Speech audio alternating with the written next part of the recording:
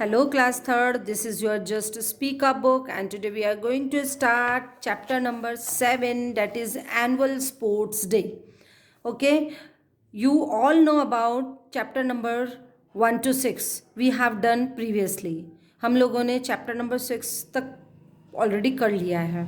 आज हम स्टार्ट करें annual sports day. Okay, let's start with me. Raja is saying to Rahul, Raja, did you participate in the annual sports day? Did मतलब did starting में आ रहा है तो इसका मतलब हो गया क्या. वैसे तो what का मतलब होता है क्या, लेकिन ये हेल्पिंग वर्ब है, ये हमारा स्टार्टिंग में आ रहा है तो ये आ गया क्या.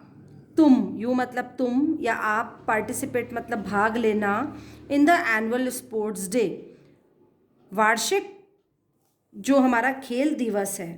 एनुअल स्पोर्ट्स डे, एनुअल मतलब होता है वार्षिक, स्पोर्ट्स डे मतलब खेल दिन, खेल दिवस. तो आप क्या पूछ रहा है राजा कि क्या तुमने या क्या आपने वार्षिक खेल दिवस में भाग लिया था. डिड है तो था आ जाएगा, पास्ट टेंस है. यस आई डिड, हाँ मैंने लिया था. क्या लिया था, लेना नहीं किसी से, पार्टिसिपेट किया था. इसका डिड का यहाँ मतलब आ रहा है हाँ मैंने पार्टिसिपेट किया था, या हाँ मैंने भाग लिया था, या हाँ मैंने किया था. ये तीनों ऑप्शन आते हैं यहाँ पर. समझ में आए. अब देखो Raja, which event did you take part in. Which यानी कौन सा या किस में या किन में. इवेंट मतलब अब हम स्पोर्ट्स डे है तो उसमें इवेंट क्या होगा, गेम ही होंगे. तो कौन से खेल में या कौन कौन से खेलों में डिड यू टेक पार्ट, आपने भाग लिया. टेक पार्ट मतलब भाग लेना, या पार्टिसिपेट का मतलब भी होता है भाग लेना, और टेक पार्ट का मतलब भी होता है भाग लेना. तो आपने कौन कौन से खेलों में भाग लिया था. आई पार्टिसिपेटेड, राहुल ने कह रहा है आई पार्टिसिपेटेड, मैंने भाग लिया. इन लॉन्ग जंप, लंबी कूद में, लॉन्ग मतलब लंबा, जंप मतलब कूद, एंड 50 मीटर रेस, और 50 मीटर रेस में मैंने भाग लिया था. क्योंकि यहाँ पर ईडी आया है वर्ब के साथ में, इट मीन्स पास्ट टेंस है. रियली, वास्तव में, सचमुच, यू नो, आपको पता है, क्या तुम जानते हो, इसका मतलब ये. I also participated in annual sports day. Raja बोल रहा है सच में तुम ऐसा हुआ था, तुम्हें पता है मैंने भी एनुअल स्पोर्ट्स डे में भाग लिया था. अभी कौन बोल रहा था, राहुल बोल रहा था कि मैंने भाग लिया था लॉन्ग जंप में, 50 मीटर रेस में. तो राजा बोल रहा है वास्तव में सचमुच ऐसा था, मैंने भी भाग लिया था. Which event did you take part in. अब क्वेश्चन किसका आ गया, राहुल का.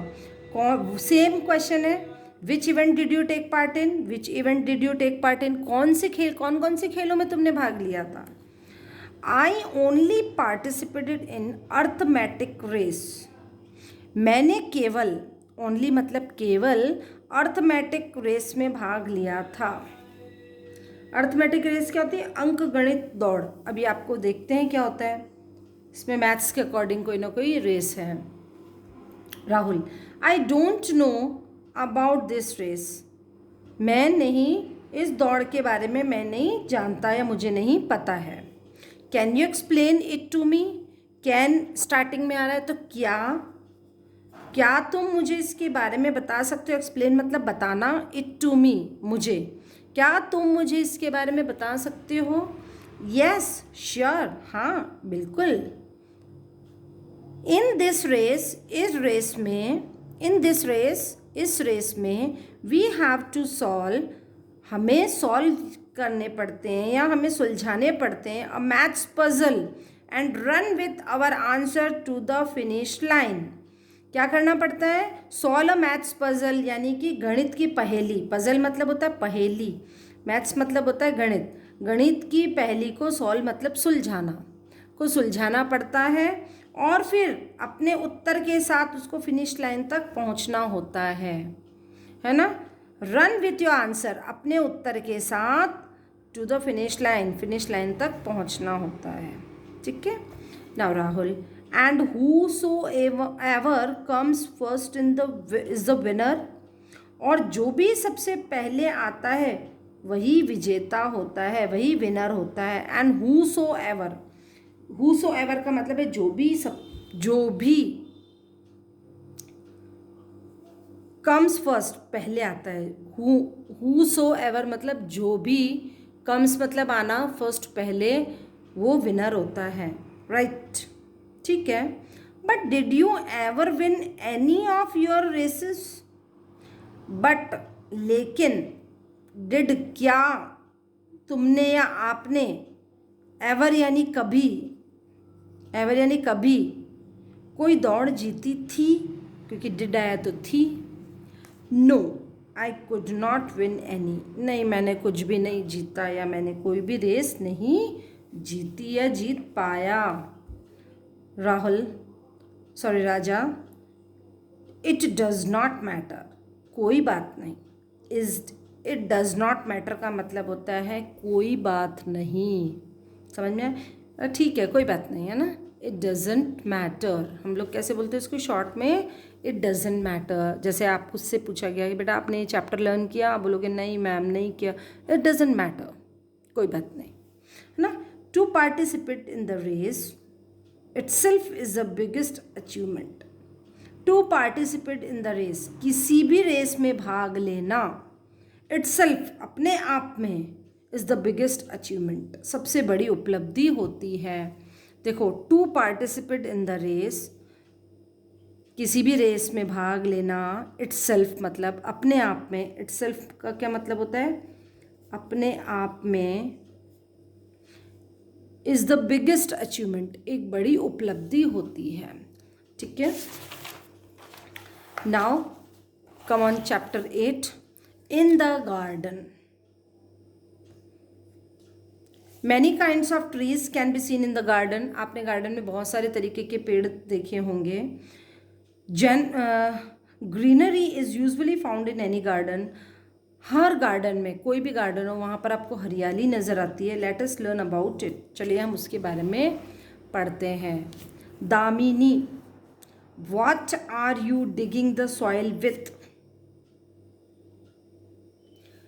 व्हाट आर यू, तुम क्या, डिगिंग मतलब खोदना, द सॉइल विथ, सॉइल मतलब मिट्टी, आप मिट्टी किससे खोद रहे हो, है ना। विथ यानी किससे, आप मिट्टी किससे खोद रहे हो।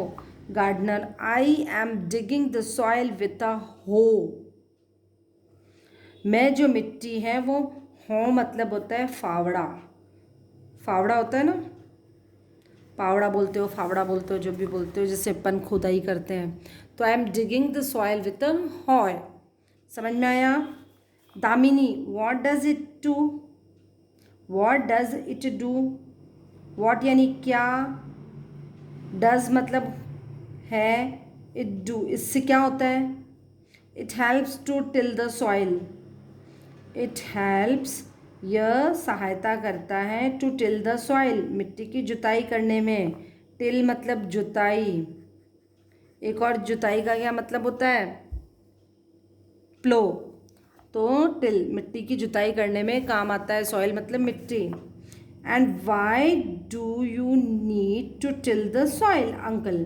अब दामिनी गार्डनर से पूछ रही तो फिर अंकल आपको मिट्टी की जुताई करने की क्या ज़रूरत है? वाई डू वी नीड, क्या ज़रूरत है, वाई डू यू नीड, क्या ज़रूरत है, क्यों ज़रूरत है, to till the soil, till मतलब जुताई करना, मिट्टी की जुताई करना क्यों ज़रूरी है। It is needed to remove the unwanted plants called weeds. अब बताओ इसकी ज़रूरत क्यों है? क्योंकि it is needed to remove, remove मतलब हटाना, इससे क्या होता है, फालतू के, अनवांटेड मतलब फालतू के, जो भी घास फूस या पत्ते, वो पेड़ पौधे होते हैं वो हट जाते हैं, है ना। अनवांटेड मतलब अनावश्यक या बेकार के जो पौधे होते हैं, जिन्हें की क्या बोलते हैं, जिन्हें वेड्स, वेड्स मतलब होता है घास पात।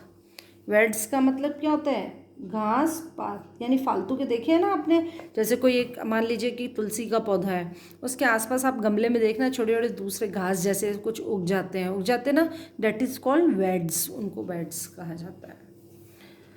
How do these plants get their food? अब दामिनी पूछती है हाउ डू दीज प्लांट, इन पौधों को, हाउ डू दिस प्लांट, इन पौधों को कैसे, हाउ मतलब कैसे, दिस प्लांट इन पौधों को गेट देयर फूड खाना मिलता है, इन पौधों को खाना कैसे मिलता है, gardener. The plants get their food from their leaves, जो पौधे हैं वो अपना खाना अपनी पत्तियों से लेते हैं, पत्तियों से, रूट से और सन से, पत्तियों से, जड़ों से और सूरज से अपना खाना लेते हैं। Do you water the plants regularly, regularly यानी मतलब नियमित रूप से, डू यू वाटर क्या तुम पानी देते हो पौधों को, हमेशा नियमित रूप से पानी देते हो। येस चाइल्ड, हाँ बच्चे, we need to regularly water the plant in order to keep them green, we need to regularly water, हमें हमेशा पानी देने की ज़रूरत पड़ती है, नीड यानी ज़रूरत पड़ती है, रेगुलरली नियमित वाटर पानी देने की ज़रूरत पड़ती है। The plant in order to keep them green, हमें उन्हें हरा भरा रखने के लिए हमेशा पानी देने की ज़रूरत पड़ती है। इन ऑर्डर टू कीप यानी रखने के लिए, इन ऑर्डर टू रखने के लिए, इन ऑर्डर टू ताकि वो ऐसा होता रहे। इन ऑर्डर टू का क्या मतलब होता है, रखने के लिए, ठीक है। दामिनी, थैंक यू अंकल, बहुत बहुत धन्यवाद uncle. From now, from now अब से, फ्रॉम नाउ का क्या मतलब होता है, फ्रॉम नाउ मतलब अब, फ्रॉम मतलब से, तो अब से। I will also regularly water the plant, मैं भी नियमित रूप से पानी पौधों को दिया करूँगी। विल है तो फ्यूचर टेंस हो गया है। I will also regularly water the plants, मैं भी हमेशा पौधों को पानी दिया करूँगी। तो बेटा आज हमने क्या किया है, 7 और 8 चैप्टर किया है, वही है क्वेश्चन आंसर, क्वेश्चन आंसर। आपको पता है हमेशा जैसे करते हैं, रेड वाला क्वेश्चन होता है, ब्लू वाला आंसर होता है। ये आपको अपनी कॉपी में चैप्टर नेम और नंबर डालना है, then you have to write the question and answer. उसी तरीके से 8 में भी क्वेश्चन आंसर, इस तरीके से आपको ये करना है, ठीक है। Thank you and have a nice day.